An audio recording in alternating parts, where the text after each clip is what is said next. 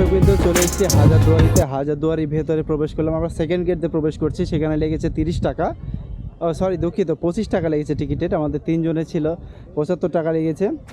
আর second গেটে luggage room নেই, প্রথম গেটে লাগেজ রুম রয়েছে, সেটা ফ্রি, সবার জন্য ফ্রি, ওখানে রাখার জায়গা রয়েছে। আর ভেতরে তো ক্যামেরা অ্যালাউ নেই, সেটা স্বাভাবিক, তবে গার্ডেনে ক্যামেরা অ্যালাউ আছে, কোনো প্রবলেম নেই, এখানে ফটো তুলতে পারবেন, কোনো সমস্যা নেই। আমরা এই পাশে রয়েছি, এই যে আমার পাশে রয়েছে, এই যে দেখুন আমার সামনে কিন্তু রয়েছে ভাগীরথী নদীর পাড়ে রয়েছে এই যে আপনার হলুদ মসজিদ। যে হলুদ মসজিদ আর্কিটেক্টের ফটোগুলো ভেতরেগুলো পাওয়া যায়। ওই ভেতরে মসজিদে দেখলাম আপনার আলিবর্দী খান, সম্রাট শাহজাহান সাহেব এবং ব্রিটিশদের আর্কিটেক্ট যারা এখানে নির্মিত করেছে তাদের ফটোগুলো রয়েছে। এবং তখনকার দিনে ব্যবহৃত সমরাস্ত্র, ফালা, বল্লম, যুদ্ধ, আপনার বন্দুক সবগুলো ভেতরে রয়েছে। তো আপনারা ভেতরে গেলে দেখতে পাবেন সেগুলো। যে আমি এগুলো সামনের দিকে রয়েছি, এই যে দেখুন আমি পুরো চিত্রগুলো আপনাদের সামনে তুলে ধরছি।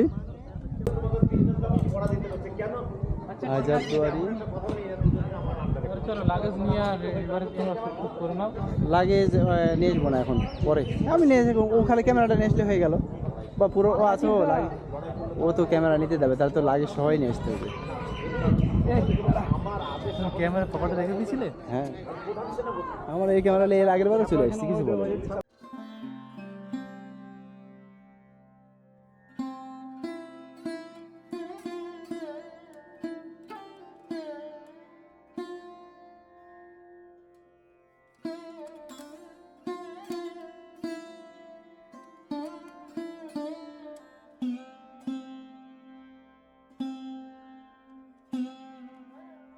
The foundation. कमाনের पासे ये शेर खड़ी है। ये हाथी ना, ये बाघ ना सिंह?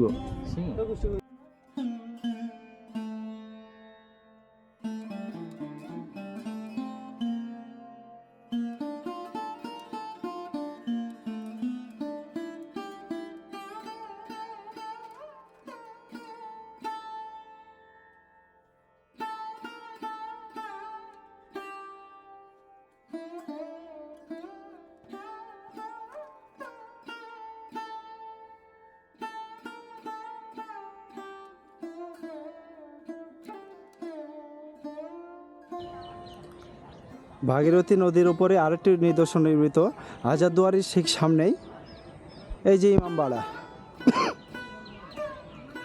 এখানে ছোটো মদিনাঘর, যেখানে মদিনা মাটি নেই সেখানে নির্মিত করা হয়।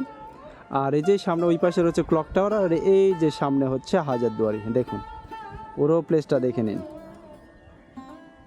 একসঙ্গে সব কিছু দেখতে পাবেন এখানে আসলে, একসঙ্গে সব কিছু আপনারা দেখতে পাবেন।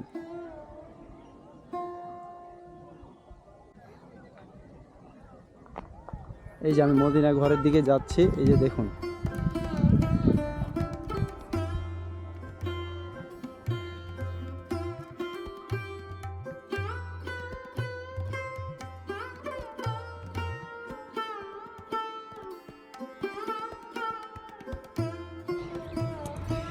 এই যে হাজারদুয়ারি প্রাসাদ। হাজারদুয়ারি প্রাসাদের সামনে হচ্ছে এই যে আমাদের সেই হোসেন হাসানের সেই ইমামবাড়া।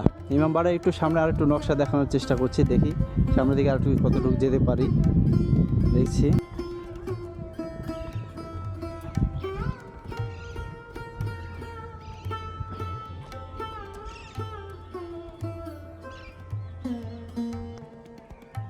এটা হচ্ছে ইমামবাড়ার সেকেন্ড গেট, মেন গেটের দিকে যাবো, এটা সেকেন্ড গেটের নকশা এরকম, এই যে দেখে নিন, এটা হচ্ছে পার্শ্ব, এটা সেকেন্ড গেটের সাইডে। ভেতরে প্রবেশ নিষেধ, এটা শুধু মহরমের সময় খোলা হয়। এটা হচ্ছে ইমাম হোসেন ওই যে আত্মীয় স্বজন তারাই শুধু আসে এখানে, তাছাড়া এই সাধারণ পাবলিকদের জন্য এখানে যাওয়া সব নিষিদ্ধ সর্বদা।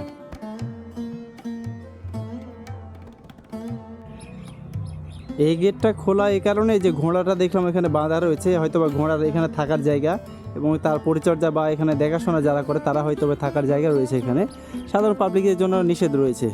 এই জানালাগুলো দেখুন, জানালার শিটগুলো দেখুন, জানালা পল্লা কাঠের, সেই দরজায় এই সিটকিগুলো দেখুন, এই সিটকিগুলো কত শেকল, কত বড় বড়, এই দেখুন এর ভেতরে কি জায়গা। জানালা দেখুন, এই যে এক একটা নকশা, কত বড় জানালা, এই যে দরজার থেকে উঁচু, নিচে এই সেটটা আলাদা। দেখুন আমি একটু ক্যামেরার কাছে দেখাচ্ছি আপনাদেরকে, এই শেডটা দেখুন আলাদা, কিন্তু নিচে প্রবেশটা আলাদা, উপরের সিনটা কিন্তু পুরোটাই আলাদা। এর নিচের সিন এটা, এই যে নকশাগুলো দেখুন। এই যে আমি নিয়ে যাচ্ছি ক্যামেরা সামনের দিকে, মেইন গেটের দিকে যাচ্ছি আমি।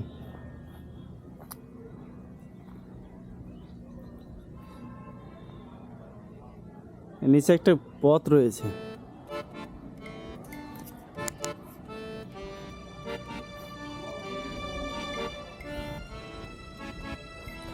মহরমে খোলা 9 দিন চাতো প্রথম থেকে। এটা হচ্ছে বাচ্চা বলি কামার। এই যে কামালের শিকলগুলো দেখুন, ওরে আল্লাহ, এটার তো ওয়েট কমসে কম 7 কিলো হয়ে যাবে ওয়েট, 5 থেকে 7 কিলো। এই দুইটো শিকল রয়েছে, ওই পাশে রয়েছে দুটো, এটা দুটো, ওই যে উপরে দুটো, 4টে, এখানে দুটো, 6টা এই পাশে রয়েছে একটা, 7টা শিকল দিয়ে এখানে যে উপরে তোলার আছে। এইটাই পড়েছিল আপনার এই ভগীরথী নদীতে পড়েছিল, মসজিদে, হলুদ মসজিদের পেছনে হাজারদুয়ারির ডান পাশে পড়েছিল। সেখান থেকে এখানে লোকজন মাধ্যমে এখানে উঠে নিয়ে আসা হয়। এখানে খাঁজগুলো দেখুন, এই খাঁজগুলো দেখুন, এটা হচ্ছে তামা না পিতল, পুরো খাঁজগুলো দেখুন এরকম রাখা আছে। আর এর পুরো নকশা কাটা, এটা অষ্টধাতু দিয়ে তৈরি। আর কয়টা খাঁজ রয়েছে, 1 2 3 4 5 6 7 8 9 10, 10টা খাঁজ আলাদা। এটা হচ্ছে 11 নম্বর। আর এই হচ্ছে সামনের নকশাগুলো। এই যে ভেতরের পয়েন্টটা দেখুন, এইটা হচ্ছে ভেতরের পয়েন্ট। ভেতরে মিডিল পয়েন্টে কিন্তু আরেকটা রয়েছে, এখান থেকে দেখা যাচ্ছে।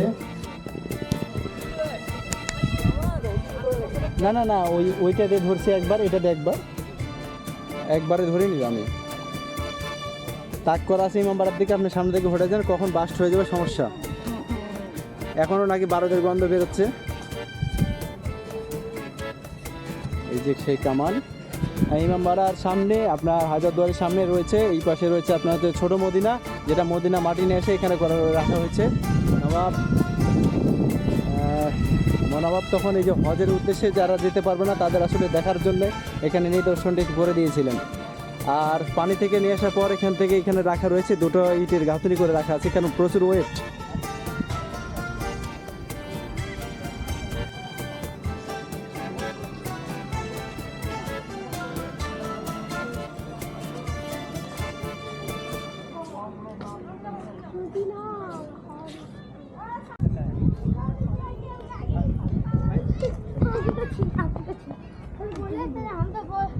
बात इधर आनी है।